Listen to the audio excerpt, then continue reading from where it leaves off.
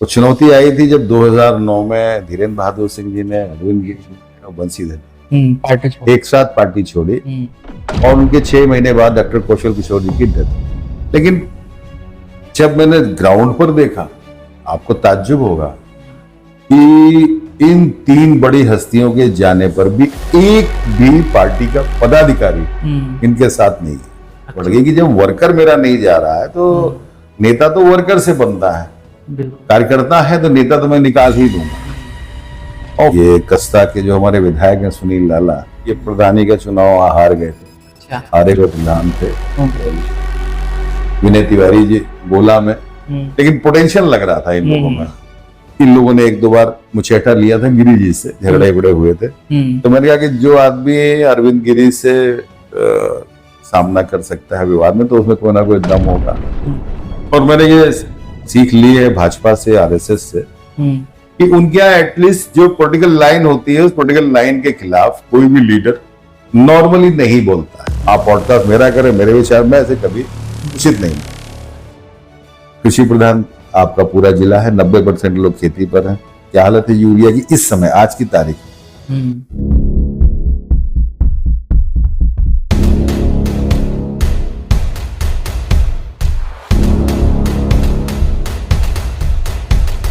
The Lord show में आज के हमारे मेहमान हैं समाजवादी पार्टी से लखीमपुर जिले के अखिलेश यादव के सबसे करीबी व्यक्तित्व, पूर्व एमएलसी रहे और आज हमारे साथ द लॉर्ड शो में हैं। हम स्वागत करेंगे शशांक यादव जी का। आपका बहुत बहुत स्वागत है द लॉर्ड शो में। और सबसे पहले हम आपसे यही जानना चाहेंगे कि आपके राजनीतिक सफर की जो शुरुआत हुई वो कहाँ से हुई, और ये जो हालात हैं ये किस तरीके की ओर लेके जा रहे हैं आपकी राजनीति के प्रदेश से? राजनीति का ईमानदारी की बात है कि मेरा कोई भी अर्थ नहीं था। पिताजी कम्युनिस्ट पार्टी के लीडर थे। 1980 में पिताजी की राजनीतिक हत्या हुई थी और उस वक्त ये था मन की चीज़ों को समझने की कोशिश की जा रही थी और था कि परिवार को देखना है। माता जी थी, बहन थी, 3 ही लोग थे। ये की वकालत करेंगे और नौकरी का भी इरादा नहीं था कि माँ के पास रहना है। 84 में कुछ दिनों के लिए दोस्तों के कहने पर और उधर पिताजी के जो पुराने कॉमरेड साथी थे, तो राजनीतिक रुझान तो रहता था, लेकिन एक खामोशी सी रहती थी कि परिवार को ज़्यादा सक्रियता नहीं करती है। लेकिन वकालत में आने के बाद जब सोसाइटी से डायरेक्ट परिचय हुआ तो मुझे लगा कि नहीं, मेरी अप्रोच गलत है और राजनीति में दखल देना चाहिए। क्योंकि एक कहावत थी पहले कि politics is the last resort for the scoundrels, जो खोटे सिक्के कहीं ना चले तो राजनीति में आ जाओ। और अर्थशास्त्र का एक सिद्धांत है कि अगर खोटे सिक्के ज्यादा हो जाते हैं तो सही सिक्का चलन से बाहर हो जाता है। तो अगर आप चाहते हो कि सोसाइटी में, राजनीतिक तंत्र में किसी सफाई की जरूरत है तो आपको खुद उतरना पड़ेगा। तो फिर ये सोच के सक्रियता निभाई गई कि राजनीति में जो एक भ्रम है कि पढ़े लिखे लोगों की जरूरत नहीं है, तो मैंने कहा कि नहीं, अब इसमें उतरा जाएगा। और इसकी शुरुआत, ईमानदारी की बात है कि कुछ दिन कांग्रेस में 84 में रहा, लेकिन फिर कुछ हिसाब किताब समझ में नहीं आया तो वापस वकालत करने लगा, पत्रकारिता शुरू कर दी। लेकिन जब ये मंडल मूवमेंट शुरू हुआ, ईमानदारी की बात तो ये है कि जब मंडल मूवमेंट शुरू हुआ और चूंकि संविधान को हमेशा से सिर माथे माना और उसको पढ़ा और सोशल जस्टिस के कंसेप्ट को समझा, और मंडल मूवमेंट में जिस समय उसका विरोध शुरू हुआ तो मेरी समझ में नहीं आ रहा था कि कोई चीज संविधान में प्रदत्त है उसका विरोध क्यों हो रहा है। तो जितना जितना उसमें घुसता गया, जितना ज्यादा मंडल आंदोलन का, पिछड़े वर्गों के आरक्षण का विरोध शुरू हुआ, उतना ही ज्यादा मैं राजनीति की तरफ मुखर होता चला गया। और इस लखनऊ मंडल में जी पहली बार मंडल समर्थन में रैली निकाली, वहीं से राजनीति की शुरुआत हो गई। उत्थान करके एक संस्था बनाई थी जिसको आज आप पीडीए कह रहे हो, वो संस्था वही थी। सब पिछड़ा दलित अल्पसंख्यक जो लोग थे उनका एक समूह था। और ये हुआ कि आरक्षण पर बहस की बजाय एक चर्चा को, एक माहौल बनाया जाए जनता के बीच में कि आरक्षण जरूरी है, कमजोर वर्गों को आगे बढ़ाना जरूरी है और ये संविधान में दी गई है। बस वहां से शुरुआत हो गई और जनता दल में सीधे मुख्तार अनीस ने प्रदर्शन देखा और सीधे मुझे नगर अध्यक्ष बना दिया। वहां से राजनीति की औपचारिक शुरुआत वहां से हुई। तो जनता दल से ये समाजवादी का जो सफर रहा वो कैसा रहा आपका? कितना 92 में समाजवादी पार्टी बन गई, 90 में मंडल वो सरकार तो जनता दल की थी, चल रही थी।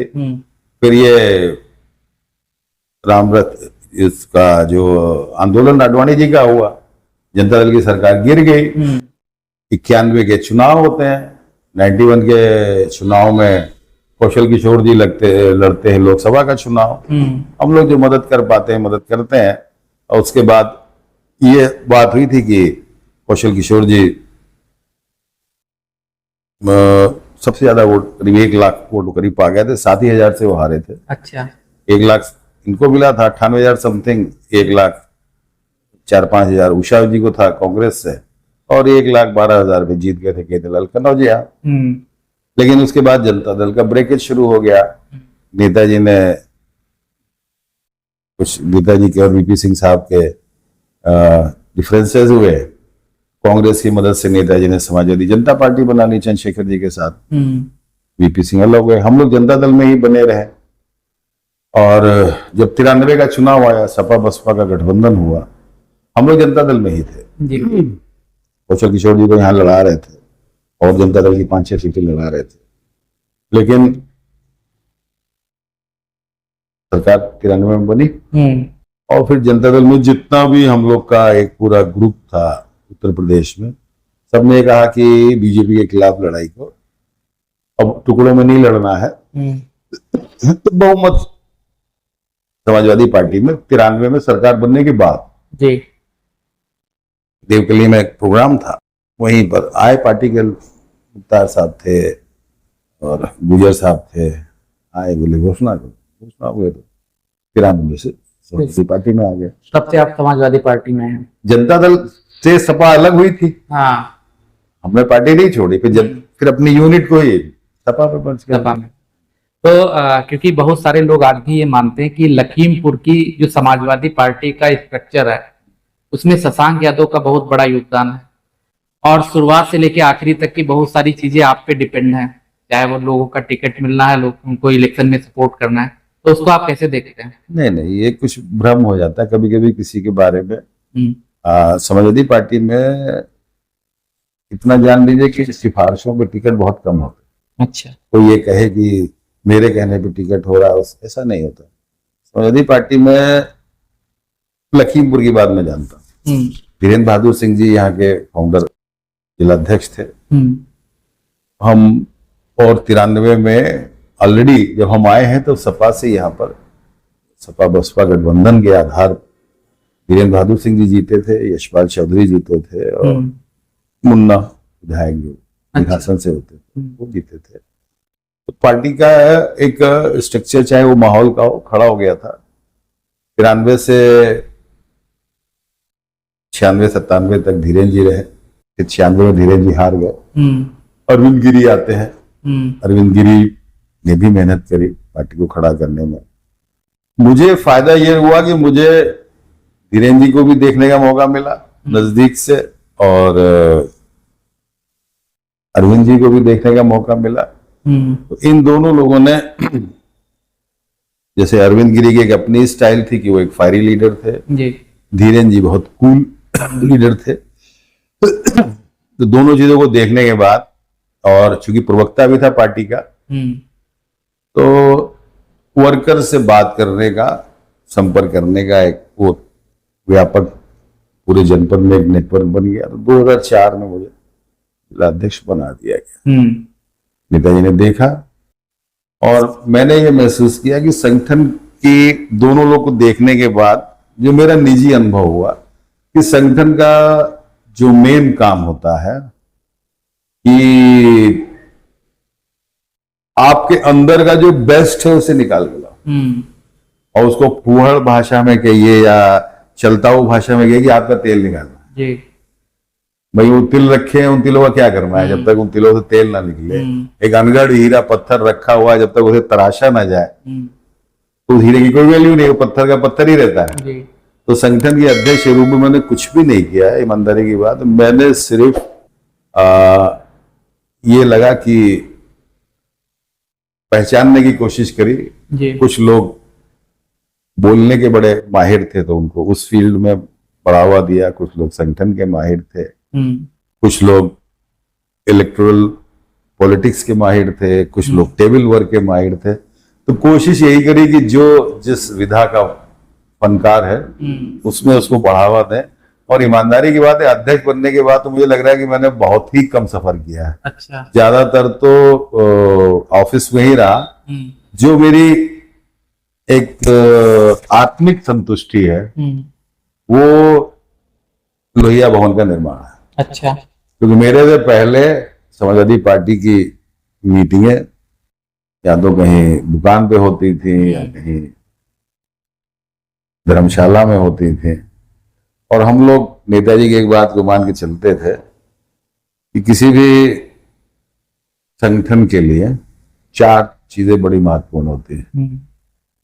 पहले तो कार्यकर्ता, जी। कार्यक्रम, क्योंकि कार्यकर्ता को कार्यक्रम नहीं दोगे तो बिजी कैसे होगा। कार्यक्रम के बाद उसके एक बैठने की जगह, कार्यालय, और कार्यालय जब ये 3 चीज हो जाते हैं फिर कोष की व्यवस्था होने लगती है। क्योंकि कोष भी जरूरी है। अगर आपके पास भले चाहे आप 1 रुपए 2 रुपए की मेंबरशिप लगाएं, लेकिन चीजों को सामूहिक रूप से चलाना और सामूहिक रूप से खर्च करना, इसका एक आनंद ही दूसरा है। अगर मैं लिस्ट निकालूं तो इस लोहिया भवन में 100 रुपए से लगा के और 10,000 रुपए तक के चंदे, 10,000 से ऊपर का चंदा नहीं है। अच्छा। और काफी 27-28 लाख रुपए इसमें सब अब तक खर्च हो चुका होगा। तो आप अंदाज लगा लीजिए कितने लोगों का इसमें योगदान होगा। सही बात है। तो मूल चीज बस यही है कि जो आपका मूल सवाल था कि आप समाजवादी पार्टी के मेन करता धरता, तो वो गलत बात है। एक अच्छी परंपरा मुझे मिली, उस परंपरा को बढ़ाया।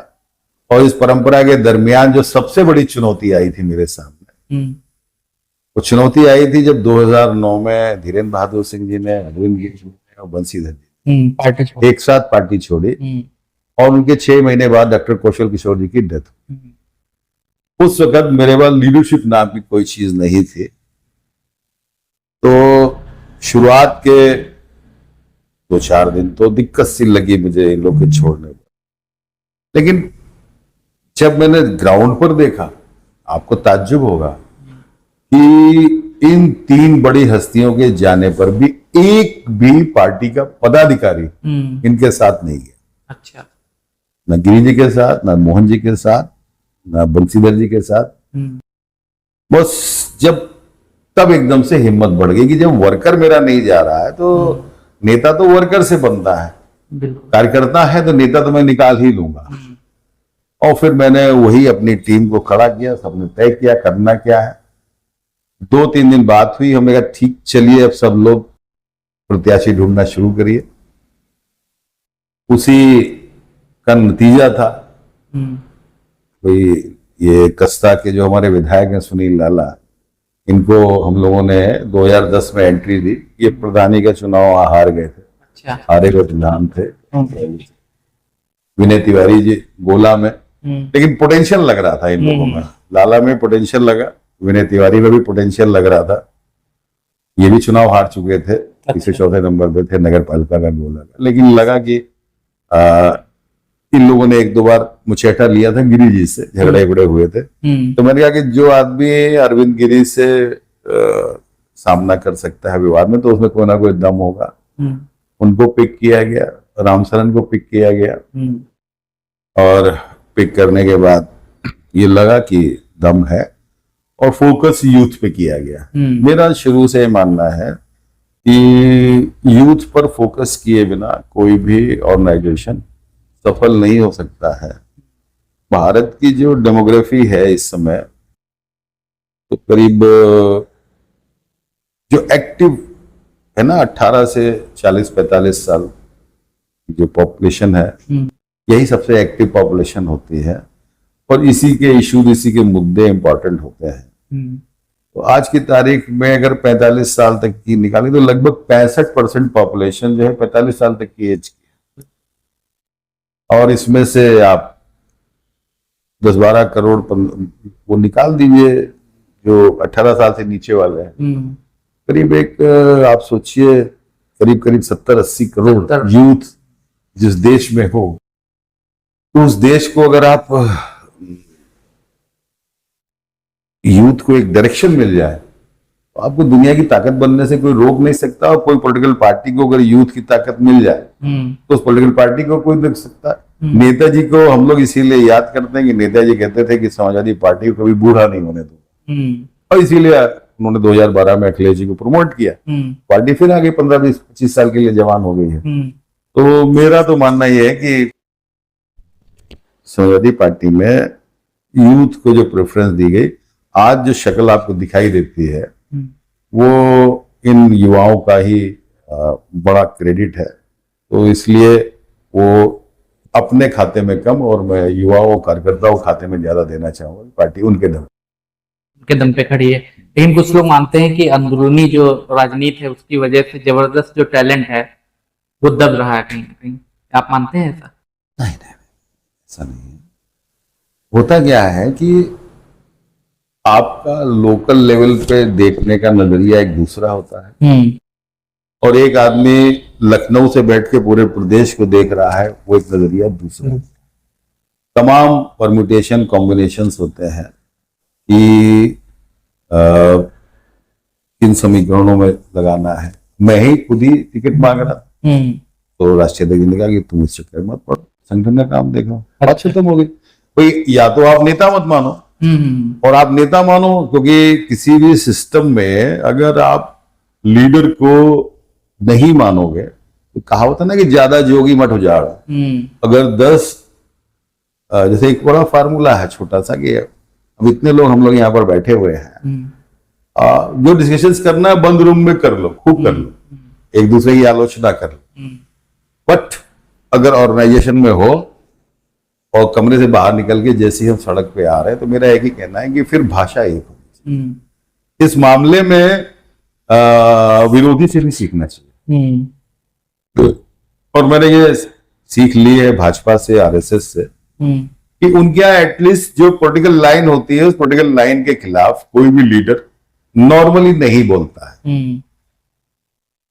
समाजवादी पार्टी में क्या है कि ये आंदोलन से निकली हुई पार्टी है, काडर की पार्टी नहीं है।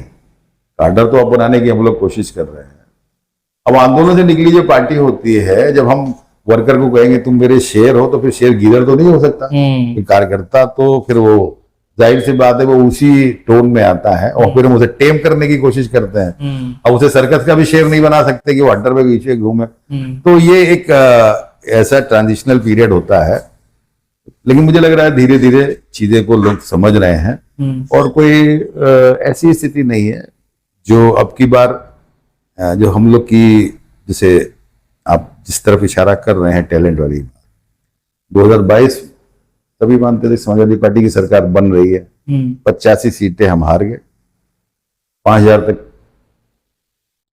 कारण गया था।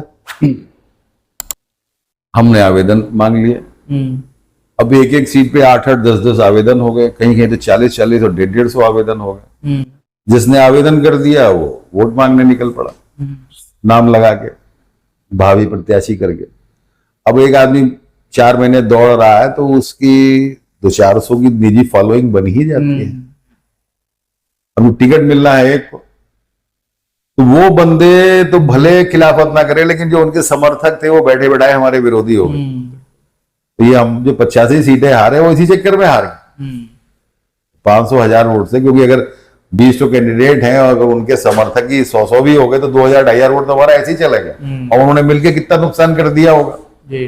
तो इस बार राष्ट्रीय अध्यक्ष जी हर चीज को बड़ी माइन्यूटली देख रहे हैं और मुझे उम्मीद है कि आवेदन तो नहीं होगा। लोकसभा में आवेदन नहीं लिया गया, चीजों को देखा गया, वो बहुत ही शार्प तरीके से कर रहे हैं। और हम लोग का जो पुराने लोग हैं उनका भी यही निवेदन है कि आप आवेदन मत लीजिए, अपने एक मन में बना लीजिए कि हमें इनको इनको लड़ाना है, फिर हम लोग को थोड़ा सा जिलों से हल्की फुल्की राय ले लीजिए, क्योंकि बहुत हो गया, बीजेपी को हटाना है। सरकार अब बर्दाश्त नहीं हो रही है सरकार। अब बर्दाश्त नहीं हो रही है। संगठन की जो रणनीति आपने सामने जो निकाल के दी कि जो है आवेदन मांग लिए गए, इसलिए शायद चुनाव पे फर्क पड़ा हो, तो सीटें आप हार गए।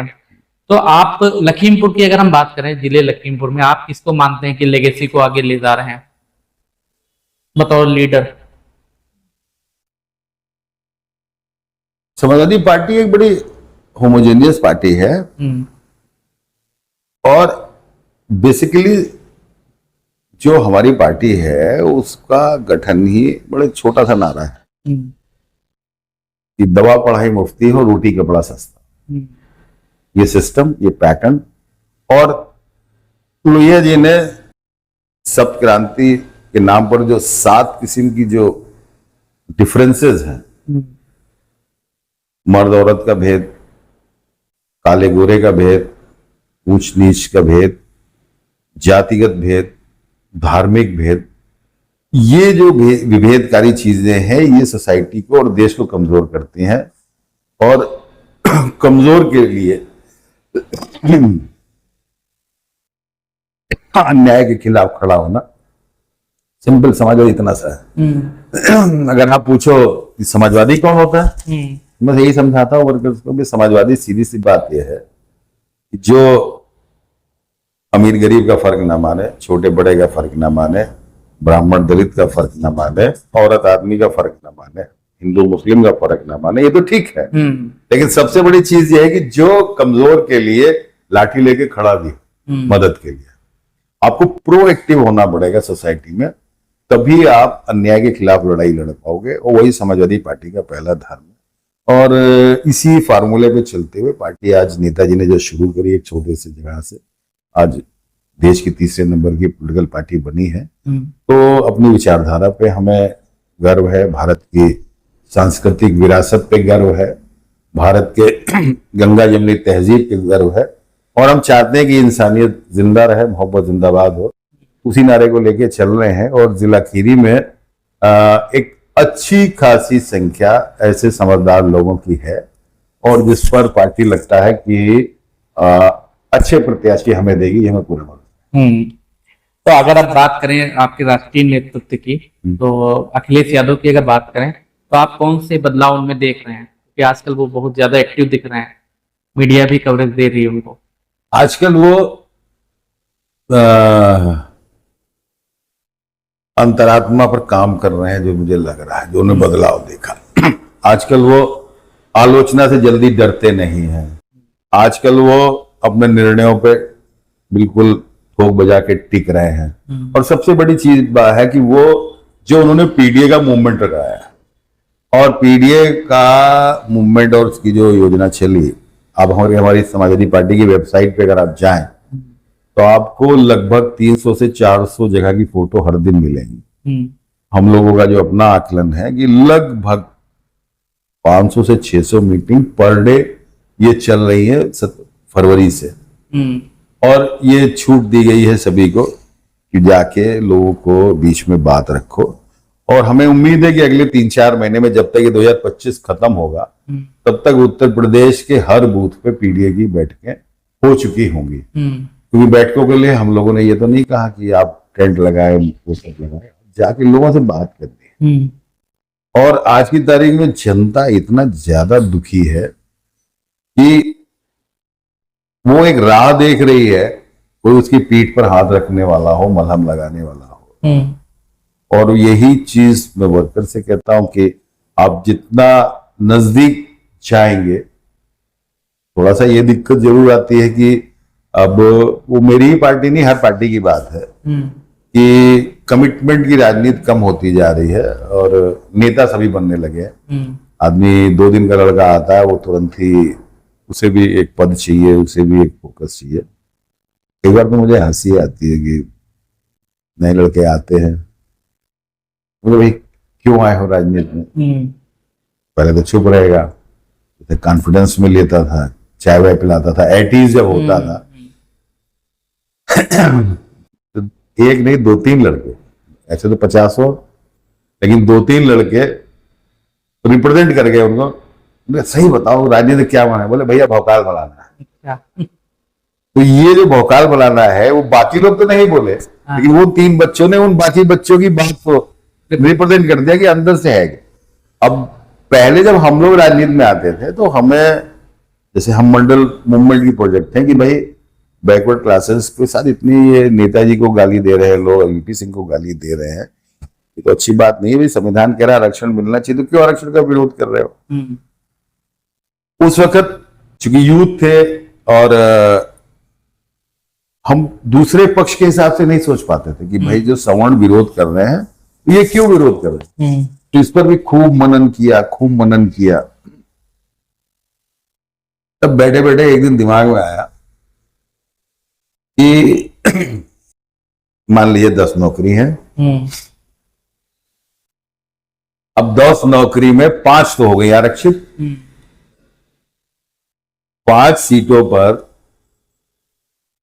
एक 5,000 सवर्ण लड़कों ने अप्लाई किया और 5,000 जो दलित और बैकवर्ड है उन्होंने अप्लाई किया। तो वो जो सवर्ण लाभी के जो 5,000, क्योंकि एजुकेशन ज्यादा है, जो 5,000 लड़के हैं मात्र उन 5 सीटों के लिए जो रिजर्व थी उनको समझते हैं कि मेरा हक मार गया। अगर मिल जाती ना होती तो 5 ही तो और मिलती। लेकिन उन लड़कों में ये बात नहीं आ रही कि सरकार 10,000 के अगेंस्ट में 10 सीटें क्यों निकाल रही है। बेरोजगारी के लिए उनको क्या लगता है कि सारे खलनायक शेड्यूल कास्ट और बैकवर्ड है जो हमारा हक मार रहे हैं। अरे हक उनका हटा भी दो, सीटें तो 10 ही हैं। सवाल यूथ इस बात का नहीं कर रहा कि हमारा रोजगार कहां है, और रोजगार के लिए आज ही बात हो रही थी। मेरे ख्याल से हमारे दर्शक भी इस चीज को बेहतर समझते होंगे। जो हमने शुरुआत करी थी कि दवा पढ़ाई मुफ्ती हो, रोटी कपड़ा सस्ता हो, एक विकसित देश भारत, आज 15 अगस्त है हमारा, सबकी इच्छा है 15 दिवस पे कि भाई हमारा देश विकसित हो, हम भी अमेरिका, जापान, चीन की तरीके से हमारा भी नाम हो, हमारी पर कैपिटा इनकम बढ़े। लेकिन लोग एक चीज नहीं सोचते, पढ़ते नहीं, इतिहास को नहीं देखते। 1947 में जब गांधी जी और नेहरू जी, पटेल जी जैसी शख्सियत थी, उन्होंने पूरा तूफान मचा दिया और ये सारे के सारे गुलामी थी। आप जैसी बढ़ो अरब से लगा के और इधर चलते चले जाओ साउथ ईस्ट एशिया तक, कोरिया तक, ये सब गुलाम देश थे। जापान सेकेंड वर्ल्ड वॉर में बर्बाद ही हो चुका था, 44 बम गिर चुका। चीन भी हमारे साथ आजाद होता है, कोरिया भी होता है, वहां पर थाईलैंड है, ये कंबोडिया तो उसके भी बात का है। लेकिन ये देश आगे बढ़ जाते हैं पर कैपिटा इनकम में हमसे। तो एक बड़ा रटा रटाया जवाब जनता को दिया जाता है कि आपकी आबादी बहुत ज्यादा है और आबादी ज्यादा होने की वजह से आप जो है प्रगति का आपको लाभ नहीं मिलता। ठीक मान ली हमने बात, लेकिन 1 स्क्वायर भारत का क्षेत्रफल, आपको मालूम है कि 1 स्क्वायर किलोमीटर में कितने लोग रहते हैं। लेकिन कभी लोग ये नहीं जानते कि जितनी भारत की आबादी प्रति वर्ग किलोमीटर में से 600 या 500 लोग का औसत आता है, जापान में तो प्रति वर्ग किलोमीटर में आज भी 1200-1300 लोग रहते हैं। छोटा सा देश क्यों बढ़ रहे? तो अगर इन देशों के मूल में आप जाएंगे तो इन्होंने क्या किया कि स्वास्थ्य और शिक्षा, इसको इन्होंने बेसिक्स लिया और 6% से 7% तक की जीडीपी पढ़ाई पर और एजुकेशन पे, स्वास्थ्य पे खर्च करी। क्योंकि ये कहावत तो हमारे यहां भी है कि भाई स्वस्थ शरीर में स्वस्थ मन रहता है। स्वस्थ मन में स्वस्थ शरीर नहीं रहता है। जब शरीर स्वस्थ होता है, कोई व्याधा नहीं होती है, तब मन आपका सही होता है। तो हेल्थ, एजुकेशन, उसके बाद एम्प्लॉयमेंट, और उसके बाद ये पुल पुलिया सड़क आता है विकास का। केवल ये नई एजुकेशन पॉलिसी में भारत सरकार ने संकल्प रखा है कि 2030 तक हमें 100% बच्चों का एनरोलमेंट करना है। और बजट ये दे रहे हैं जीडीपी का केवल 4%। अच्छा। अभी 10 सालों में 14 से मोदी जी आए हैं, 89,000 पब्लिक स्कूल यानी सरकार समर्थित स्कूल बंद हो चुके हैं और 42,000 स्कूल प्राइवेट के खुले हैं। तो क्लियर कट दिखाई दे रहा है कि गवर्नमेंट शिक्षा को महंगी करती जा रही है। अगर ईमानदारी से सरकार हेल्थ को और एजुकेशन को प्रायोरिटी पर ले ले, तो आज की तारीख में 100% बच्चों के रजिस्ट्रेशन के लिए लगभग अस्पतालों में और प्राइमरी में हमें पूरे देश में करीब 3.5 करोड़ एम्प्लॉयमेंट की जरूरत है। ये चीजें सरकार अपनी प्राथमिकता को जो है कहने के लिए विज्ञापन बहुत कर रही है, लेकिन लगातार बजट की कटौती कर रही है। और ये वो देश है आपका कि मैं जब वकालत में आया था, मानसिकता किस रूप की है आपके इस देश की, कि 84 में एक पापा के दोस्त कहते परिचित थे, वो आए, बोले भैया स्कूल बन रहा है, हमें स्टे चाहिए। तो मैंने कहा बाबा स्टे काहे बात का चाहिए, आपकी जमीन पे बन रहा है? बोले नहीं। मैंने कहा कि क्या वो गलत जगह पे बन रहा है, बच्चों को खतरा है? बोले नहीं, ग्राम समाज की जगह है, ठीक ठाक जगह है, वहां बन रहा है। तो कभी स्टे काहे के लिए चाहिए? तो वो 84 में मुझसे बोले, ज्यादा पुरानी बात नहीं है, 40 साल तो हुए। बोले भैया स्कूल बन जाइए तो ये लौंडा सब पढ़े जाइए तो जानवर को चराइए। इस मानसिकता पर ये देश खड़ा हुआ है।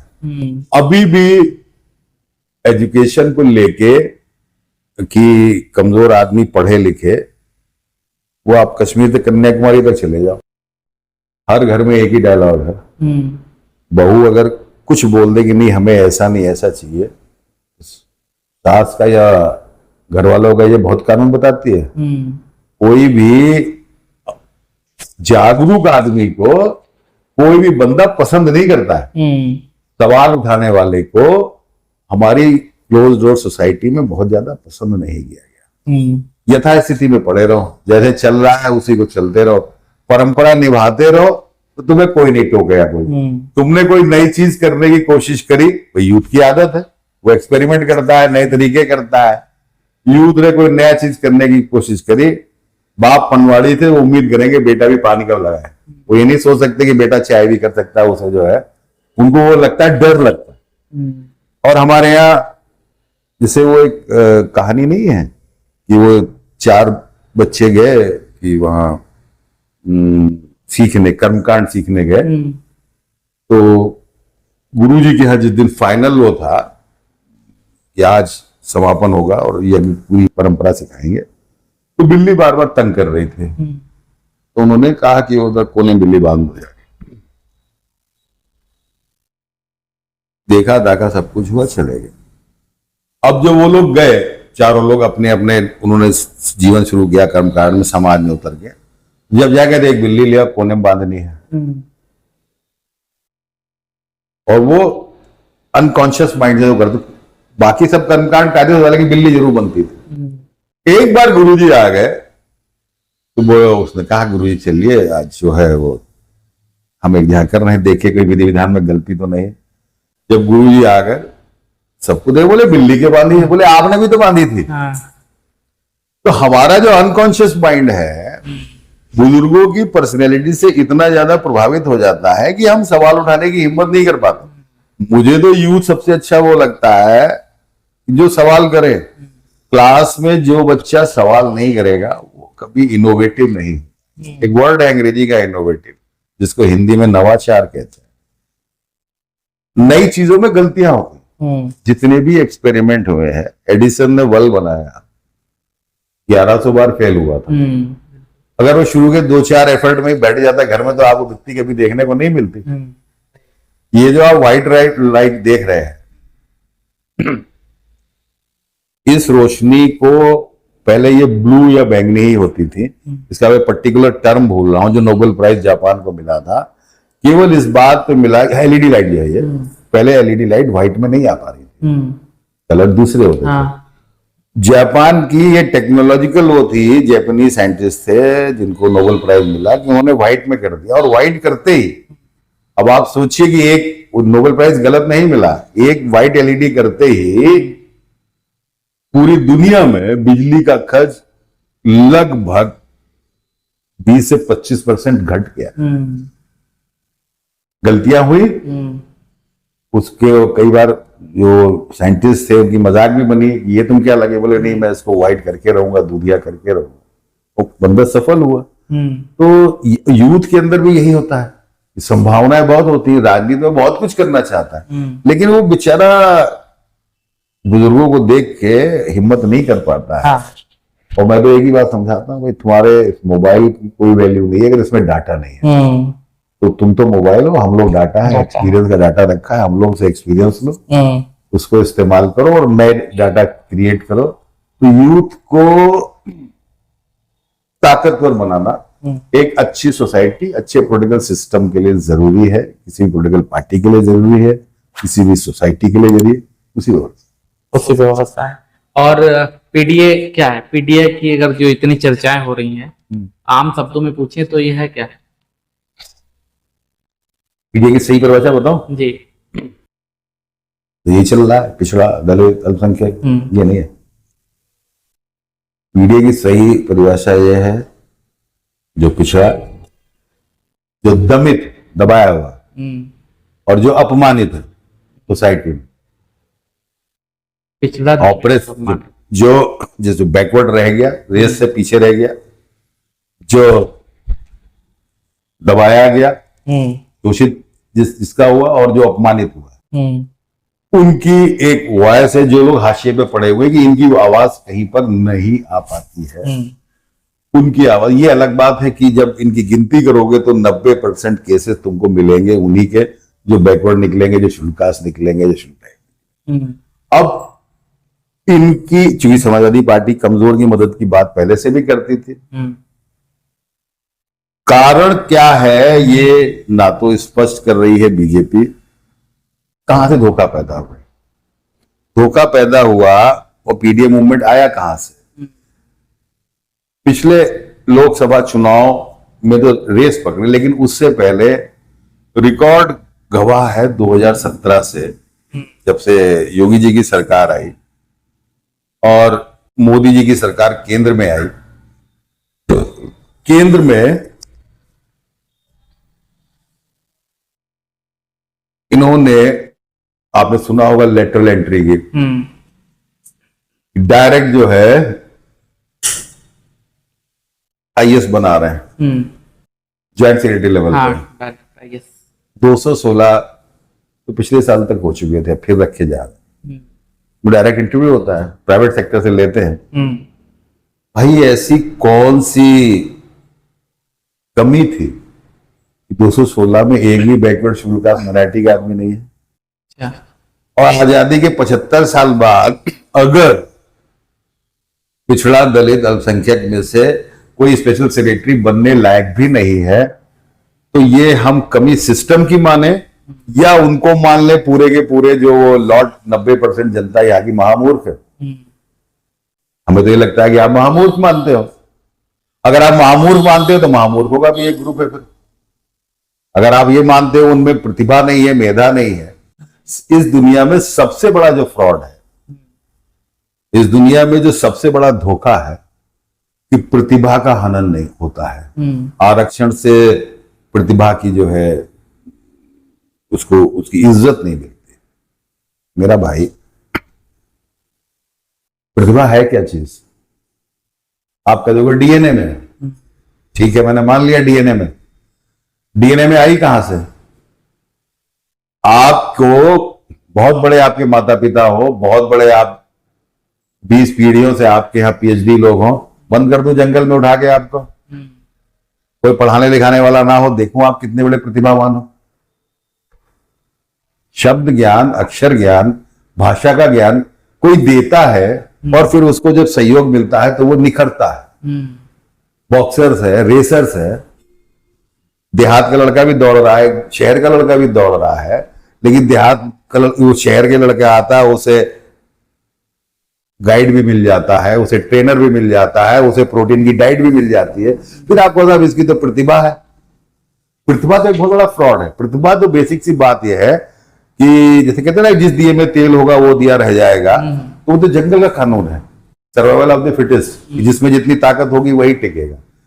आपको चेतना दी गई मस्तिष्क में आदमी को, तो उस चेतना का काम यह है कि आप सोसाइटी को पे बैक क्या कर रहे हो। सोसाइटी का पे बैक ये हुआ कि जो लोग रेस में पीछे रह गए हैं उनको आप आगे लाओ, वही आपका पीडीए है कि जो लोग रेस में पीछे रह गए आप कर रहे हो। 2017 से अभी तक आपको एक भी पीडीए का आदमी वीसी बनाने लायक नहीं मिला। आप नौकरियों में रख रहे हो, आरक्षित जगह है, जब वो सब जगह नंबर भी ज्यादा है, इंटरव्यू ज्यादा है, मेरिट में आ गया, तब आप कह देते हो नॉट फाउंड सुटेबल, एनएफएस कर देते हो। तो हम क्यों ना माने कि आप पिछड़े, दलित और अल्पसंख्यक के प्रति आपकी भाषा मंशा सही नहीं है। और दूसरी चीज, जो मौजूदा निजाम है इस समय मोदी जी का या योगी जी का, हिंदू मुस्लिम बहस तो अपनी जगह पर है ही है, इनका ताकत। एक जो सबसे बड़ी चीज होती है कि किसी भी सिस्टम को आप नफरत के सहारे गोलबंदी बहुत आसान है। किसी भी संगठन को मजबूत रखने के लिए एक डर दिखाना जरूरी होता है। तो इन्होंने, जैसे हिटलर ने यहूदियों को दिखा दिया था कि वो तुम्हारा हिस्सा खाए जा रहे हैं, तो ये जनता में एक भ्रम पैदा करने में तैयार हो गए कि मुसलमान तुम्हारा हिस्सा खाए जा रहे हैं, और वो उसी डर को दिखा के वोटों की फसल काट रहे हैं, जिसमें कामयाब है। मेरा भाई, आज से 500-600 साल पहले तो सब हिंदू ही थे, मुस्लिम राजा तो बहुत बाद में आए, और वो थोड़े थोड़े आए तो फिर कैसे राज करने लगे। वो राज इसीलिए करने लगे कि तुम्हारे अंदर की अपनी इतनी जातिगत फूट थी, तुम्हारे अंदर इतने ज्यादा वैचारिक और सामंतवादी शासन था कि एक सामंत दूसरे सामंत को गिराने के लिए बुलाता रहा। तुम्ही ने जगह दी, तुम्ही ने आगे आक्रमणकारियों को यहां पर जगह दी, तुम्ही ने यहां पर बारूद का और तोप का और रॉकेट का इस्तेमाल शुरू करवाया। उसका नतीजा देख रहे हो। आज जब जानकारी आ रही है तो तुम या तो भूतकाल में जिंदा रहोगे कि पहले ऐसे हुआ, या 2047 दिखाओगे। 2025 में हमारी यूथ की क्या हालत है इस पर नहीं बोलोगे। आज की तारीख में पढ़ाई लिखाई की क्या हालत है। एक भी यूनिवर्सिटी जो दुनिया का विश्वगुरु बनने जा रहा हो और आपके पास वर्ल्ड क्लास टॉप 100 में एक भी यूनिवर्सिटी नहीं है। आप तो कहते थे कि हम विश्वगुरु है, नालंदा तक्षशिला हमारे यहाँ रही है, और आप क्या इतना 11-12 साल से तो आप भी हो। चलो मान लीजिए आपसे पहले वाले सब नालायक थे, आप भी 11-12 साल से हो मोदी जी। तो एक भी विश्व स्तरीय आप विश्वविद्यालय नहीं खोल पाए, सिर्फ इसलिए कि आपकी मंशा सबको लेके चलने की नहीं है। आप वोट बैंक की राजनीति को चलते हुए, जो सरकार विदेश नीति को भी घरेलू मसलों में डाल दे। कल तक लड़के ट्रंप के लिए हवन कर रहे थे, यहां पर पूजा पाठ हो रही थी। वही बेचारे महासीधे लड़के को, मूर्ख तो नहीं कहूंगा, महासीधे लड़के, अब जब ट्रंप ने पलट के टैरिफ लगाना शुरू किया तो उसको गाली देना शुरू कर दिए। वही लोग गाजा के मुसलमानों को गाली दे रहे थे। अब जब रूस जो है, रूस के साथ तुम समर्थन मांग रहे हो, रूस कह रहा है कि फिलिस्तीन की मदद करो, तब तुम क्या करोगे। तो ये जो बच्चों का दिमाग विदेशी, भाई किसी भी देश के किसी से ना स्थायी संबंध, दुश्मनी होती है ना दोस्ती होती है, राष्ट्र का हित महत्वपूर्ण होता है जहां पर राष्ट्र है। लेकिन माननीय प्रधानमंत्री जी ने वहां ट्रंप के लिए जाके वोट तक मांग लिए। ये सब घटनाक्रम ऐसा है जिसने हमारे देश की विदेश की राजनीति को भी नुकसान पहुंचाया, हमारे देश के नौजवान के मस्तिष्क को भ्रमित किया है। एक बहुत बड़ा वक्त लगेगा इन चीजों को सुधारने में, और सोसाइटी की मजबूती केवल और केवल एक दूसरे की भलाई करने से होगी, टांग खींचने से नहीं। और एक ज्वलनशील मुद्दा इस समय है वोट चोरी का, उसको आप कैसे देखते हैं? विपक्ष बहुत हावी हो गया इस समय। हावी नहीं हुआ, विपक्ष ने, ईमानदारी की बात है, पहली बार अपनी कमियों की तरफ देखा है। मैं जब 2004 में जिलाध्यक्ष हुआ, मैं तब से इस बात को कह रहा हूं, ये वोट जो है, बूथ पे जाओ, वोट पे काम करो।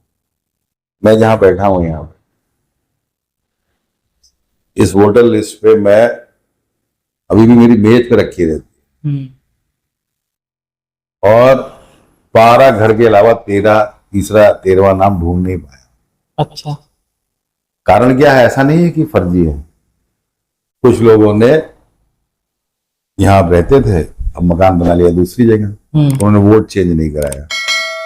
कुछ लोगों ने जब चुनाव लड़ना था तो अपने घरों में 10-10 वोट बना लिए। यहाँ एक घर साधुराम शुक्ला जी का हुआ करता था, तो उसके बगल में घर था, वहां एक घर में 150 वोट चलता है। लेकिन विपक्ष ने समझा पहली बार, और ये हुआ कैसे, पकड़ में कैसे आया। अभी जब लोकसभा के बाद दिल्ली में आम आदमी पार्टी हारी है, वो उस समय वही था, चुनाव जब चल रहा था, पता नहीं कहां से, मतलब हजारों आदमी, जितनी भी सरकारी गेस्ट हाउसेस थे वहां गद्दे लगे हुए, उन पर लेटा हुआ, कहीं वहां लेटा हुआ, और पता लगे था, और वो चुनाव प्रचार करता घूम रहा। जैसे हम लोगों ने आरोप लगाया, इंदरकी वाला चुनाव था, भाई आप वो दे दीजिए हमें वीडियोग्राफी, नायक ने मना कर दी। क्यों? क्योंकि वहां पे हम लोग का आरोप है कि पुलिस वालों ने वोट डाले। तो ये जो वोट की जो पकड़ अब आ रही है धीरे धीरे, कि वोट की चोरी जो हो रही है, वो जब वोट, मैं तो ये कहता हूं कि अगर बीजेपी बना सकती है, आप क्यों नहीं बना सकते हो? इसका मतलब वो सांगठनिक रूप में आपसे स्ट्रांग है। अब आपने उनको पकड़ा है, अगर आपका जो हम पे जिम्मेदारी अब आ रही है, वोट चोरी तो हमने साबित कर दी, लेकिन अब जिम्मेदारी इससे ज्यादा बढ़ गई, कि जिम्मेदारी ये बढ़ गई कि सारे वोट तो नहीं निकल पाएंगे, लेकिन अब कम से कम हमें बूथ एजेंट ऐसा बनाना है जो मोहल्ले के वोटरों को पहचानता हो और प्रोटेस्ट कर सके। साहब ये वो शख्स नहीं है। और महसूस तो इन्होंने भी किया। अब एक कल अनुराग ठाकुर ने जैसे कह दिया कि वायनाड में भी गलत है, राहुल गांधी है, अखिलेश जी का गलत। तो हम लोग तो कह रहे हैं सीधी बात, जहां जहां गलत है वो सब खत्म करो चुनाव। अखिलेश जी का भी खत्म करो, राहुल गांधी का भी खत्म करो, प्रियंका भी खत्म करो, और 40 बिहार वाले खत्म करो। भाई या तो SIR सही है या वो वाली वोटर लिस्ट सही है, दो में से एक ही चीज तो सही रहेगी। अगर तुम कहते हो कि पिछली बार की वोटर लिस्ट गलत थी, तो वोटर लिस्ट गलत थी। अगर मार्जिन से मान लीजिए 1.5 लाख वोट फर्जी पाया गया और हम 50,000 से जीते हैं, इसका मतलब फर्जी वोट हमको मिला है। ऐसे वोट खत्म करो। जहां पे मार्जिन से ज्यादा वोट अगर फर्जी वाले हैं, तो वोट चोरी एक जागरूकता के रूप में आई है। मुझे लग रहा है कि सभी पॉलिटिकल पार्टी इस पे काम करेंगी। और बिहार के अंदर इन्होंने जो बदमाशी करी थी कि वोट को कम करके ये जीतना चाह रहे थे, हमें उम्मीद है अब चूंकि सुप्रीम कोर्ट ने कहा है कि कारण भी लिखेंगे और जितने वोट घटाए गए हैं उनकी सूची जारी होगी, मुझे लग रहा है इससे रोक लगेगी और ये एक अच्छी बात है। और मैं तो आपके पॉडकास्ट के माध्यम से कहता हूं, और आप भी उससे सहमत होंगे, कि यदि एक वोटर लिस्ट कर दी जाए पूरे देश की, तो हमारे प्रधान और हमारे वार्ड मेंबर खुद फर्जी वोटर निकाल देंगे।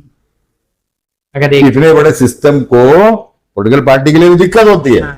लेकिन मेरा अपना निजी अनुभव है कि ग्राम प्रधान और वार्ड मेंबर वो चूंकि हर गली कूचे को जानते हैं और जो वोटर लिस्ट विधानसभा लोकसभा की हो वही नगर पालिका और ग्राम सभा की हो, कोई फर्जी वोट नहीं बनेगा, ऑटोमेटिक सुधार हो जाएगा। हमारा जो अगला सवाल है आपसे, वो हम ये आपसे जानना चाह रहे हैं कि जो मौजूदा सरकार है, जिसको योगी जी डबल इंजन की सरकार बोल रहे हैं, उसके कामकाज को आप कैसे मानते हैं? लखीमपुर वालों के लिए तो हर गांव का पुल ही काफी है, 10 साल से बन रहा है। अच्छा। पर ये रोड तो हम ही बना के गए थे, जबकि 4 जून 16 में डिक्लेयर करा है, 17 में हम चले भी गए हैं जी। और जाते जाते पैसा भी सैंक्शन करके सारा पैसा देने के बाद 90% काम तो पूरे ही करके गए थे। ये पुल आज तक 10 साल में नहीं बना पाए। कारण क्या है? कारण कुछ भी नहीं है, कारण सिंपल ये है योगी जी का कि इस समय ब्यूरोक्रेसी जरूरत से ज्यादा हावी है। आप एक इतना बड़ा आपका मीडिया तंत्र है, खाली पता कर लो आपकी जो हमारे सांसदों ने बाढ़ के लिए इतना शोर मचाया और शोर मचाने के बाद 44 करोड़ रुपए आए, जो राहत बटी वही जो लोगों ने मांग करी, लेकिन एक ही गांव में नदी काट रही है, 4 घर हैं, अगर किसी एक व्यक्ति ने लेखपाल को पैसा नहीं दिया तो 3 को पैसा मिला, 1 को नहीं मिला। जिसने पैसा नहीं दिया तो बाढ़ में इधर का घर काट दिया, इधर घर काट दिया, बीच वाला घर नहीं काटा। लेकिन उन्होंने, और सिस्टम इतना तगड़ा है, भ्रष्टाचार संस्थागत हो चुका है इस सरकार में कि आपको कहीं से कोई चू निकल के नहीं आएगी। अब आप बताइए वो फतेहपुर की घटना जहां पर एक विकलांग लड़की के साथ बलात्कार हो जाए, बीएचयू में जो बीजेपी के नेता हो वो लोग बलात्कार में पकड़े जाए एक शोधार्थी से, तो ना तो लॉ एंड ऑर्डर पे कहीं कामयाब हो रही है। डेवलपमेंट के आधार पर जिस विकास की आप बात कर रहे हो, आपका तो बगल में मेडिकल कॉलेज है, फैकल्टी जो संविदा पे आप फैकल्टी रख रहे हो,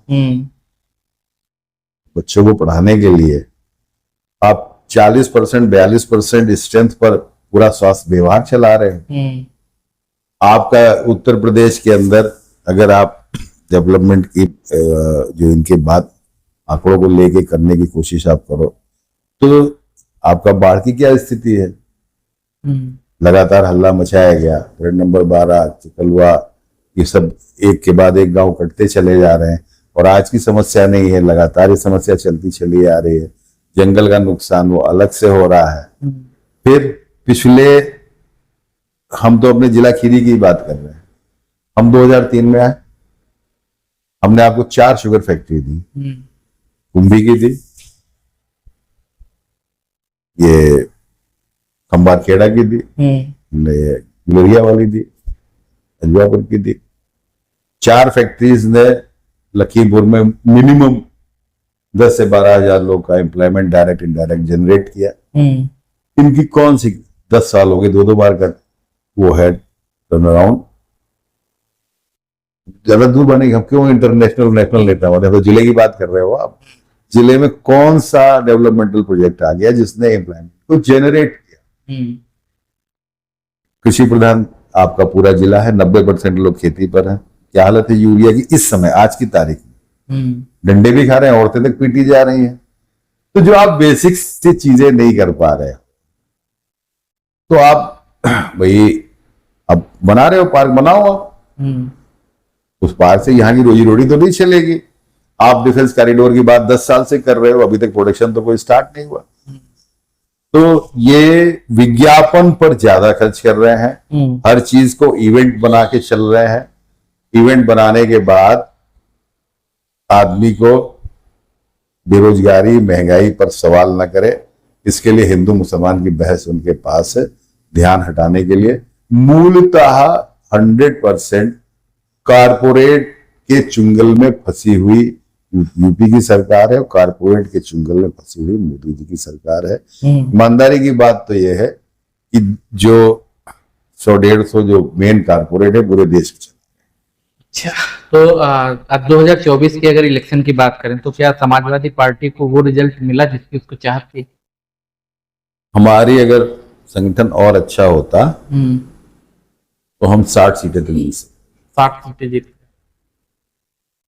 संगठन के रूप में अगर और मजबूती हो, 5-7 जगह तो बेईमानी की गई, फरुखाबाद का उदाहरण ही है, शाखी बिल्कुल जीते हुए सीटें थी इस तरह से। और हम, ईमानदारी की बात है, ऑर्गेनाइजेशन इनके प्रचार इनका ज्यादा तगड़ा रहा, हम वो मैसेज नहीं पहुंचा पाए कि हम जीत रहे हैं, वरना हम 60 सीटें आराम से ले जाते लोकसभा। 60 सीटें मौजूदा में अगर चुनाव होता है तो समाजवादी सरकार बनती है। 265 तो हम जीते बैठे हैं इस समय लोकसभा का, जोड़ो आप इंडिया गठबंधन। नहीं, अगर विधानसभा की बात करें 265 विधानसभाएं जीते हुए हैं हम भाई, जैसे 3 लखीमपुर की जीते, ठीक है। 3 हम धौराना की जीते हैं, इस तरह जब जोड़ो सारी लोकसभा की सीटें तो 265 विधानसभा तो ऑलरेडी जीते हुए बैठे। लेकिन आपका सवाल गंभीर है, मैं तो हल्केपन की बात कर रहा था, सवाल गंभीर है आपका। और हकीकत यह है कि प्रत्याशी की एक भूमिका होती है। लोकसभा का चुनाव राजनीतिक चुनाव होता है, विधानसभा के चुनाव में प्रत्याशी के व्यक्तित्व का भी असर होता है, 10% होता है असर। और हम मौजूदा माहौल को देखते हुए अगर जनता के मन के प्रत्याशी दे पाए, मुझे नहीं लग रहा है कि हम 250-300 से जाके कहीं गिनती रुकेगी। अच्छा, ये भरोसा है। तो रणनीति चेंज होने जा रही है इस बार।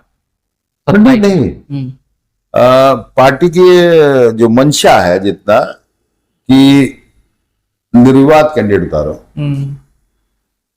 जिसके पीछे कोई लेकिन न लगी हो। अच्छा, क्योंकि अगर विवाद होता है तो फिर वो विपक्ष उसको और बढ़ा के नुकसान कर देता है। तो कोशिश यही है कि निर्विवाद कैंडिडेट हम लोग उतारेंगे, और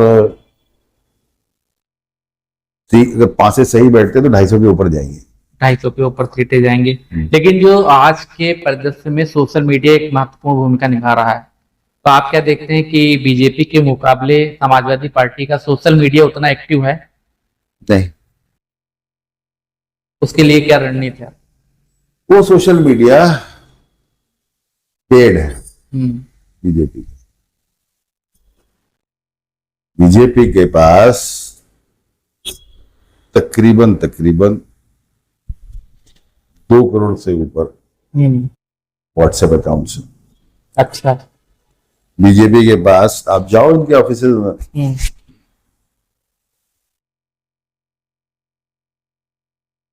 जिले बेस्ड डाटा सेंटर है, जो बाकायदा वो एक पूरी रणनीति के तहत उनकी आईटी सेल, वो आप गौर कर लो, आपको एक ही टाइप का मैसेज मिलेगा, इसको फॉरवर्ड कर देते हैं सुबेरे से। बेरोजगारों की एक लंबी चौड़ी फेज है देश में, ये कभी चाहेंगे भी नहीं कि वो बेरोजगार करके आदमी खाते पीते घर का होगा तो वो काहे के लिए वो बत्ता बच्ची करेगा। जो खाली बैठा है उनको, बेरोजगारों को उन्होंने काम दे रखा है। और सोशल मीडिया तो हम बड़ी, इसमें कोई धोखा नहीं है, प्रचार में प्रसार में हम इनका मुकाबला नहीं कर सकते हैं, लेकिन हम जनता की दुखती रग को पकड़ सकते हैं। और हमने वो आपको लोकसभा के चुनाव में करके दिखा दिया। 1:100 का चुनाव था खीरी में, हम संसाधन में कहीं नहीं थे, हम प्रचार में कहीं नहीं थे, लेकिन हम जनता के दिल में थे, और हम जनता के दिल में है, इसलिए हमें भरोसा है 250 से ऊपर सीटें। दोनों सीट आप जीते खीरी की, कैसा देखते हैं आप इस जीत को लोकसभा की?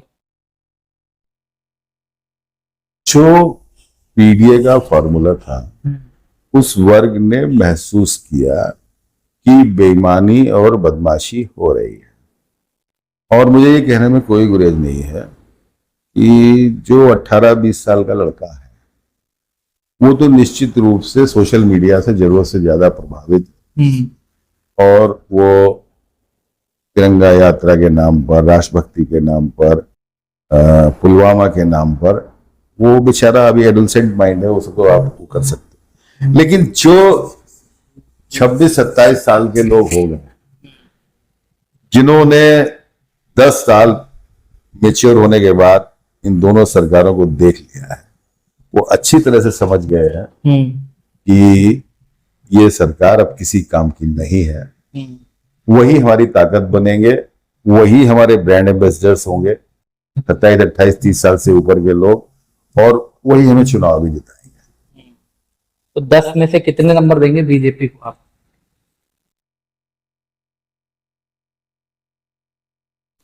नहीं, गवर्नेंस के नाम पर गवर्नेंस या ओवरऑल? गवर्नेंस के नाम। मतलब पासिंग भी नहीं दे पाएंगे। अच्छा। 33% पे पास होता है, हम उतने भी नहीं दे पा रहे। हम 10 में से अगर मार्किंग करें 3 भी नहीं दे पाएंगे। तो और इसलिए उसका कारण है हमारे पास रिकॉर्ड्स हैं कि आपको समय से यूरिया केंद्र से आवंटित हो गई, समय से। ये झूठ नहीं बोल सकते कि साहब हमें मिली नहीं। जब समय से यूरिया आवंटित होगी तो यूरिया बट गई। आप यहां पर फेल हो गए। आपको मालूम था, लगातार सूचना थी कि ये गांव बाढ़ से कटने वाले हैं। जिले की बात करो, ऐसे पूरे प्रदेश की है, बाढ़ आ रही है, आप क्यों नहीं कर पाए? आप यहां पर फेल हो रहे हैं। आपको जो लॉ एंड ऑर्डर पे आप हल्ला मचाते हो कि टांग में गोली मार के एनकाउंटर करके हम खत्म कर देंगे, तो ये भी ताजा घटना आपने देख ली, विकलांग लड़की से बलात्कार जैसी जो घटना, उनमें कहीं कमी नहीं आ रही है। आपके सांसद, बीजेपी के नेता पुलिस का कॉलर पकड़ रहे हैं, थाने में घुस के पिटाई कर रहे हैं, पत्रकार आवाज उठा रहे हैं तो उन पर FIR कर रहे हैं। कैसे हम गवर्नेंस मान लें? आपको आलोचना सुनने की क्षमता नहीं है। किसी भी रूप में आप जो है जो मोदी जी के कार्यकाल में टेट हो गया, दुनिया के नाटक हो गया, एक भी एग्जाम यूथ का 11 एग्जाम पर्चे लीक हो गए। या तो तुम्हारे बस का नहीं है तो ये कहो हमारे बस का नहीं है, तो गवर्नेंस में आप फेल हो गए। जो सरकार इम्तिहान ना करा पाए, काहेगी गवर्नेंस? और या फिर कह दो तुम बेईमान हो कि तुम नौकरी देना ही नहीं चाहते हैं यूथ को। दोनों ही स्थिति में तुम इस लायक तो नहीं होगी अच्छी सरकार कहलाओ। तो रोजगार के मसले पर फेल, स्वास्थ्य के मसले पर फेल, किसान के मसले पर फेल, महिलाओं के मसले पर फेल, तुम काहे के नंबर दें इनको? तो आपने एक भी नंबर नहीं दिया। तो मौजूदा जो राजनीति है वो विचारधारा की राजनीति या मैनेजमेंट और गठजोड़ की राजनीति? अच्छा सवाल, बहुत अच्छा सवाल, बहुत ही अच्छा सवाल। सच पूछो तो कभी कभी लगता है कि मैनेजमेंट और कॉर्पोरेट कल्चर कहीं ना कहीं सत्ता को ही नहीं, विपक्ष को भी प्रभावित कर रहा है। चाहे वो है भी, शॉर्टकट लोगों को पसंद आता है कि निकल है। लेकिन मेरा अपना मानना है कि दूर की राजनीति सिर्फ कार्यकर्ता के दम पर है। अब लीडरशिप को ये दिक्कत हो जाती है कि मैनेजमेंट भी उसे करना है, उसे वोट भी निकालना है। लेकिन एक जो पुरानी कहावत है ना कि मेहनत का कोई विकल्प नहीं है। बहुत ज्यादा चालाकियां राजनीति में काम नहीं आते हैं, सब एक्सपोजर देर से बेर होता है। तो मेहनत रखना चाहिए। मैनेजमेंट हावी हो रहा है, इसमें कोई दो राय नहीं, आपकी बात सही है। लेकिन इसे मैं अपनी व्यक्ति, चूंकि आप पॉडकास्ट मेरा करें, मेरे विचार में ऐसे कभी उचित नहीं मानता। उसको काउंटर करने के लिए दूसरी पॉलिटिकल पार्टी जो सोशल मीडिया के जरिए या प्रचार के दम पे अपना माहौल बना रही है, तो हमें अपने वर्कर में मेहनत के दम पे किलिंग इंस्टिंक्ट पैदा करनी पड़ेगी कि वो उसका जवाब मुंह पर देने के बजाय गलियों में जाके दे, जनता के बीच में बात करे। सारे मैनेजमेंट फेल हो जाते हैं और हमने आपको ये दोनों जगह फेल करके दिखा दी। लेकिन सीट आपकी निकलेंगी, फिर बाकी विधायक दूसरी पार्टी में शामिल हो जाते हैं या कुछ को आप लोग निकाल देते हैं। जैसे अभी माननीय विधायक पूजा जी को निकाला गया, लोग कह रहे हैं बीजेपी की तारीफ कर दी इसलिए। नहीं, पूजा पाल ऑलरेडी बीजेपी के संपर्क में पहले भी थे। मौका दिया जा रहा था कि सुधर जाए, अब सुधर जाए। जब ये देखा गया कि ये किसी भी रूप में नहीं सुधर रही है, बहाने आदमी के पास, कोई भी हाई स्कूल पास आदमी हो तो 10 बहाने ढूंढ लेता है, वो अलग बात है। लेकिन अभी तक इनको ढील दी जा रही थी कि महिला है शायद ये आ जाए, इनकी कोई गतिविधियों में कमी नहीं है, इसलिए वो बीजेपी में ही इनको जाना ही था। और जो आपने सवाल किया जीतने के बाद लोग चले जाते हैं, तो लेकिन हमें खुशी है कि और दलों के मुकाबले अभी भी समाजवादी पार्टी का छोड़ने का रेशियो काफी कम है दूसरे दलों के मुकाबले। बाकी अगर वर्कर के रूप में आप बात करो, और ये दर्द भी है मेरा, छात्र राजनीति से जो लोग निकले वो सामान्यता दल बदल नहीं करते थे। अच्छा। ये जो नया करेक्टर आया है कि पैसे वालों ने पैसा इकट्ठा किया और थोड़ा सा प्रचार प्रसार किया और कुछ लोगों को मैनेज करके फिर टिकट ले आए। अच्छा, इतना तो है ही कि ध्रुवीकरण की राजनीति चल रही है कि एक तरफ बीजेपी के वोट है, एक तरफ सपा के वोट है, आप टिकट पा के अपनी हैसियत बना लेते हो। लेकिन अपने नेता पे भरोसा है, जो उनकी बातों से लग रहा है कि इस बार वर्कर को सम्मान मिलेगा। और जनता भी, जैसे मऊ का उपचुनाव था सुधाकर सिंह, बात हम पीडीए की कर रहे थे, लेकिन हमने ठाकुर सुधाकर सिंह को दिया और ठाकुर सुधाकर सिंह जीते भी। आपको याद ही होगा चुनाव भी जीते थे, आखिरी उपचुनाव वही था ही। क्यों जीते? क्योंकि जो वर्कर था, चाहे शुल्का था या बैकवर्ड था, जो भी था, वो जानता था कि सुधाकर सिंह सब कुछ है, ठाकुर हो कुछ भी हो, लेकिन पक्के समाजवादी है।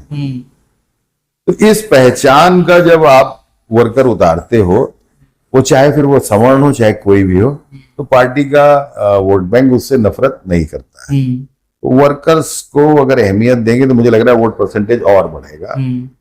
दूसरे दलों से प्रत्याशी लाने में मुझे लगता है कि राष्ट्रीय अध्यक्ष जी परहेज करेंगे।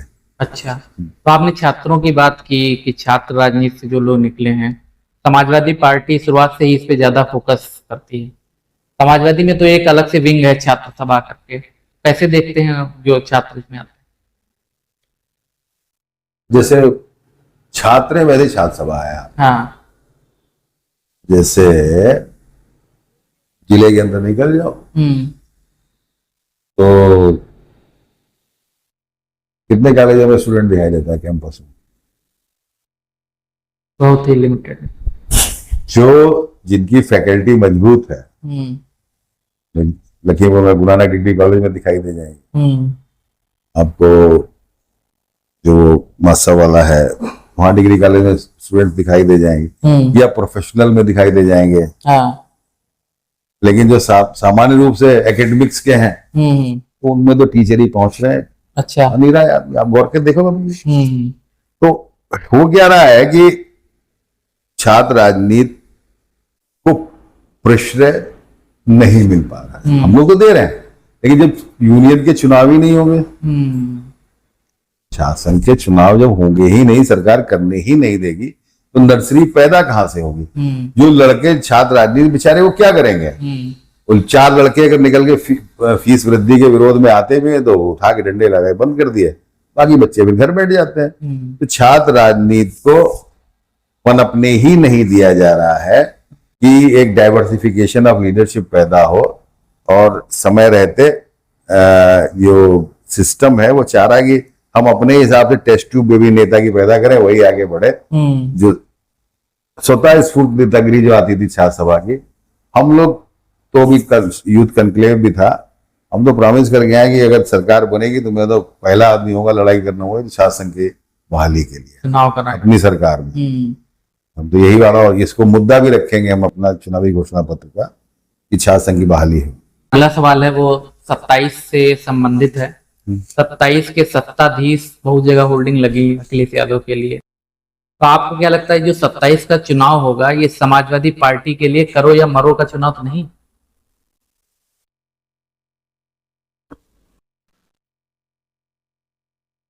वैसे तो हर चुनाव होता है, क्योंकि चुनाव आप परफॉर्मेंस नहीं होगी तो अगली बार कहां से टिकेंगे। लेकिन 27 के चुनाव की महत्ता इसलिए जरूरी है, अब मार्जिन बहुत कम रह गया। अच्छा। अगर आंकड़ों पे आप जाओ तो हमारी सबसे खराब परफॉर्मेंस होती है 2014, जब केवल 5 लोकसभा जीते थे, सरकार हमारी थी। फिर 17 का आता है विधानसभा, हम 47 ही जगह पे सिमट जाते हैं, लेकिन वोट परसेंटेज आधा पौन % बढ़ जाता है 14 के मुकाबले 17। फिर आता है 19 में 17 से ज्यादा वोट मिलता है, ठीक। 19 से ज्यादा वोट मिले हमें 22 में मिलता है। 22 में तो लोग सरकार ही बना रहे थे, लेकिन हमारे यहाँ तो हमारी जो बाल मंडली थी कहने लगी आने दो 10 तारीख। वो आने दो 10 तारीख ही ऐसा पॉपुलर हुआ कि सारे दुश्मन एक जगह हो गए, अब हार गए। 22 से ज्यादा वोट मिला 24। अब तो मीडिया में जो वोट मिला है वो उसमें कम कौन सा हो रहा है? बीजेपी का वोट कम हो रहा है। हम चुनौती से कह रहे हैं कि बीजेपी का वोट कम हो रहा है, बीजेपी से यूथ नाराज है वो कम हो रहा है, बीजेपी से बैकवर्ड शेड्यूल कास्ट नाराज हुआ है वो कम हो रहा है। हमारा कोई वोट कम नहीं हो रहा है। हमारे पास जो सवर्ण, वैचारिक सवर्ण था, जो कल था वो आज भी है, जो विचारधारा के आधार पर था वो आज भी है। तो हमारे में तो कटौती नहीं आ रही, जो हमारा ग्राफ लगातार बढ़ रहा है। और अब वैसे तो आंकड़ों में 265 सीटों में जीत गए, चलो उसको भी हटा दो, जो वोटिंग परसेंटेज है अब केवल आधा % का भी अंतर नहीं रह गया है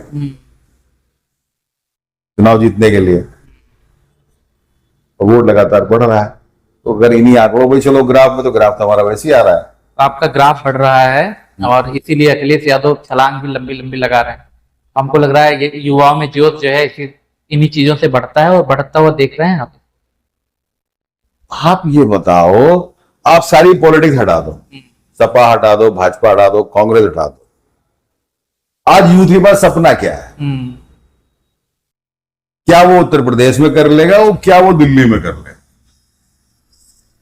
मेरे पास, मैं जबकि 10 साल से विपक्ष में हूं, एमएनसी भी नहीं, भाजपा के मित्र आते हैं जो मेरे, अपने बेटे के लिए नौकरी के लिए, आप एमएनसी रहे हो, आपको मिलने वाले हैं।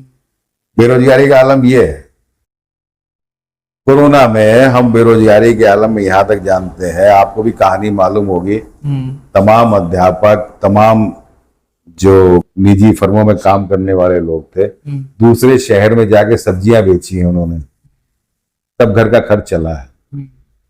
रोजगार के नौकरी आप दे नहीं पा रहे हो, फैक्ट्रीज आपकी कोई एम्प्लॉयमेंट की लग नहीं पा रही। हम तो कह रहे हैं कि आप लखीमपुर के युवा का भविष्य बता दो ना भाई। लखीमपुर का ही हम दुनिया की बात छोड़ दिए, जहां पर हम बैठे हैं अपने जनपद में, जहां पर बैठे हैं, यहां पर युवा के पास स्कोप क्या है? यहां पर कोई भी बेचारा, वो भी अगर कुछ लड़के हिम्मत करके मान लो कोई वो ईटरी पॉइंट भी खोलते हैं तो वो 2-4 महीने चलेगा, उसके बाद फिर ठंडा। अगर यहाँ पर फोटो स्टेट खुली तो सब फोटो स्टेट खोलने लगते हैं, यहाँ पर अगर मैरिज हॉल खुला तो सब मैरिज हॉल खोलने लगते हैं, यहाँ पर एक जो है वो पता लगा ज्वेलरी की दुकान खुली तो ज्वेलरी, क्यों? क्योंकि कोई इनोवेशन नहीं है। दूसरा, एग्रीकल्चरल प्रोडक्ट्स को अगर हम किसी तरीके से गवर्नमेंट एक इस तरह से माहौल बनाती, यूथ के लेवल पर उन लड़कों को स्थिति देती, तो तमाम ऐसा हमारा केले के तमाम प्रोडक्ट हो सकते हैं, तमाम प्रोडक्ट्स कॉटेज इंडस्ट्री के हो सकते हैं, उन पर बढ़ावा दिया जा सकता था। सरकार आंकड़ों में कह रही है कि वन डिस्ट्रिक्ट वन प्रोडक्ट हम चला रहे हैं। कितनी, आप ये बताओ, 50,000 रुपए प्रधानमंत्री मुद्रा योजना उनका था, हम दे रहे हैं, 3 लाख भी दे रहे हैं, 5 लाख भी।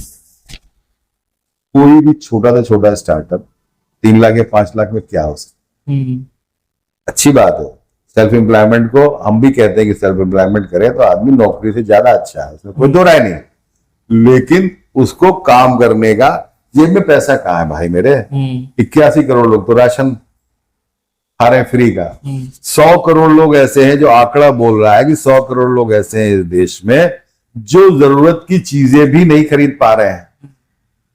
अगर आप 20,000 रुपए महीने कमा रहे हो तो इस देश के टॉप 10% में हो, 14 करोड़ लोगों में हो, तो 20,000 लोग, 20,000 रुपए महीने पे आप 14 करोड़ लोगों में टॉप के आ गए। 1% लोग 73% आमदनी को रोके हुए हैं। वो स्कोप ही कहां है यूथ के पास? इसलिए अब आप मुझसे एक सवाल आप करो, उससे पहले ही मैं कह दे रहा हूं कि हमारे पास क्या सोल्यूशन है। मान लीजिए हमारी सरकार आ जाए, तो आप हमसे सवाल कर सकते हो कि अखिलेश जी इस बेरोजगारी के समस्या से कैसे निपटे।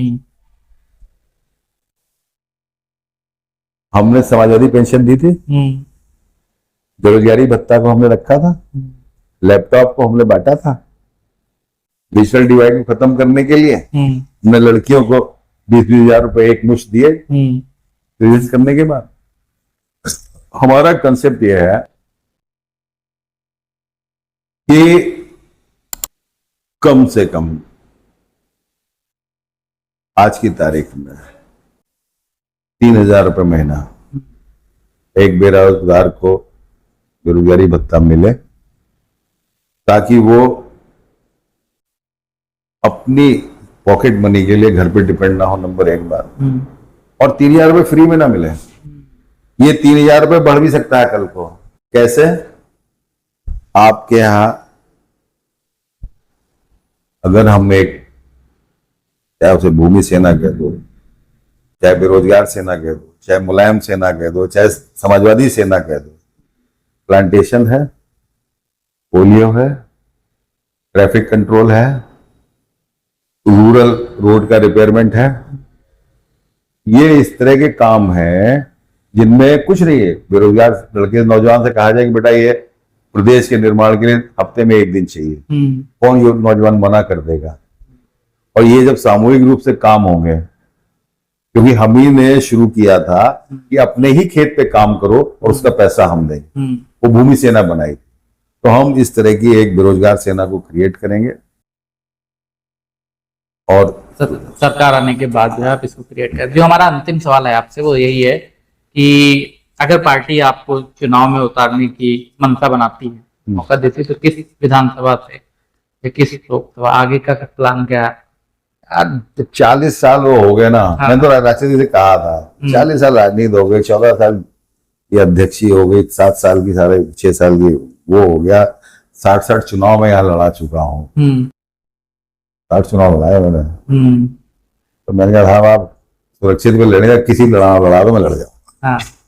वो नहीं है, आप पहले अपना, मैं आपका सरदर्द नहीं हूँ, पहले आप अपना करो और जहां पे आपको दिक्कत है मुझे वहां लड़ा दो, चाहे मोहम्मदी लड़ा दो, चाहे निगातल लड़ा दो, चाहे पलिया लड़ा दो, चाहे लखीमपुर लड़ा दो, जहां मन करे वहां लड़ा दो। किसी भी विधानसभा से जाता है अपने तो पार्टी इतनी मजबूत है और चेहरे की जरूरत नहीं है। इच्छा मैंने मोहम्मदी की जाहिर करी थी। अच्छा, ज्यादा तो मोदी के लोग कम से कम जान रहे हैं ना कि नहीं जानते हैं बेचारे। क्योंकि जब एक नेता से वादा कर रखा है मैंने अपनी तरफ से कि मैं आपका सरदर्द नहीं बनूंगा, तो फिर अब पब्लिक में कहने की कोई फायदा नहीं है। नेता कहेगा यहाँ काम होगा, शुरू कर देगा, एक लड़ाओ, सबको लड़ाएंगे। बहुत बहुत धन्यवाद आप।